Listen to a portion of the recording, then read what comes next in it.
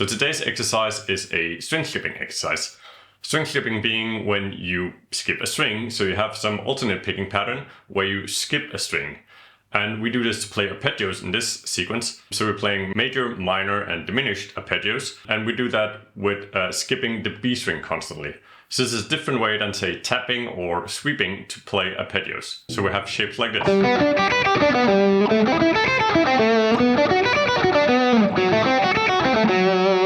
And the hard part is that it's a very inconsistent picking pattern. So most of the licks we alternate pick, we try to have 3 notes per strings, or we try to have some fixed number of notes per strings. Whereas in this, we have 1 note on one string, then 2 notes on one string, and then we have 3 notes on one string, and then back down. So it's very inconsistent. And you also have to keep in mind that we do the string skipping where we have to avoid hitting a string, because if we hit that string, it's gonna sound very messy. So let's dive into it. So what we have is 3 shapes. We have a major shape, which we start on here.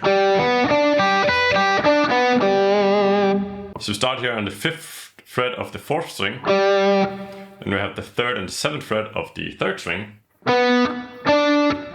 Then we have the 3rd and the 7th fret of the E string. And then back down again.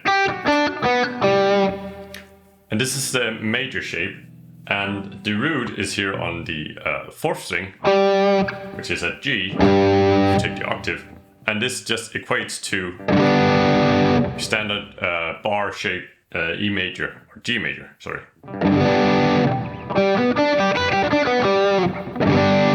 You can see some of the same notes are in there, right? So what we do is we alternate pick everything, meaning we play up, down, up, down. And we start with having 1 note on one string, then we have 2 notes on one string. And then up here we actually have 3 notes on one string because we played 2 notes. But then we obviously repeat the low note as we go back down again. So it's 1 note on one string, 2 notes on one string, then 3 notes on one string, 2 notes again, and then 1 again. Then we go on to the minor shape here.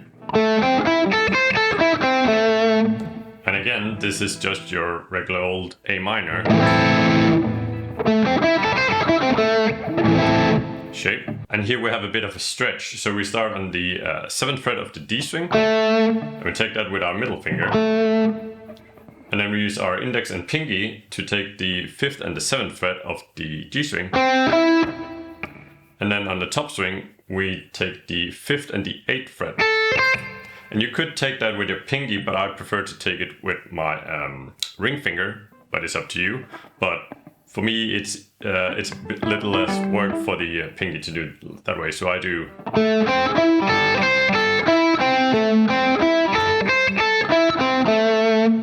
And then lastly, which we will play up here, but I'll just show you down here, we have the diminished shape. And that's a more close shape. So we have here the 4th fret, then the 2nd and 5th, and 2nd and 5th again. And the fingering is pretty easy. It's a ring finger here rather than the middle finger, which we use on the major and minor.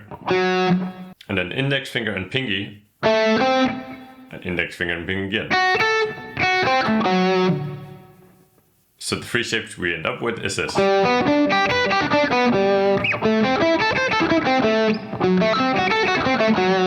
And during the exercise we'll actually play the diminished down here. But we'll get to that. So the whole sequence we will be playing here is the G major scale and all the corresponding chords, which also happens to correspond with the E minor scale. So if you would play any song in E minor where you would just have your typical kind of pentatonic box, you could also play all of these shapes.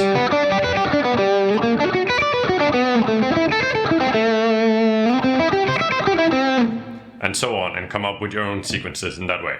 The hard part about this is that we're picking everything. So we have that 1 note on one string, 2 notes on one string, and then 3 notes on one string, and then going back. So it's not very uniform for the right hand. So it's a lot of work for the right hand. And what we also have to focus on is that we have the B string that we never play, the 2nd string here. And we need to keep that muted, and we need to not accidentally hit it, because that'll just make everything sound noisy and basically not very clean. So to get this clean, it's really nailing the picking pattern. So 1, 2, 3, 2, 1, without ever hitting that B string. Okay, so let's get into the exercise.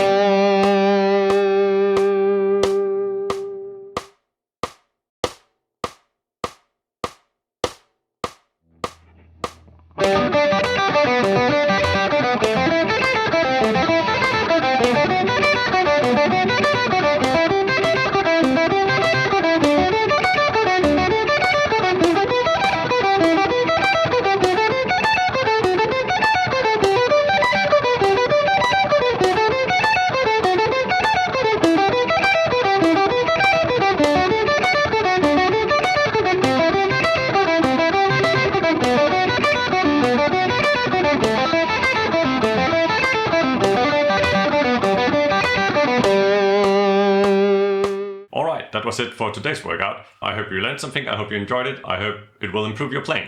I tried to start with some slower tempos this time, so that you really have a chance to pick up the exercise before we played at faster speeds. So please give me some feedback down below in the comment section.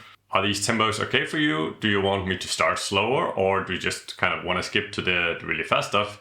And if you like these exercises, then please leave a like and subscribe to the channel, and I will make more of these, and I will see you in the next one.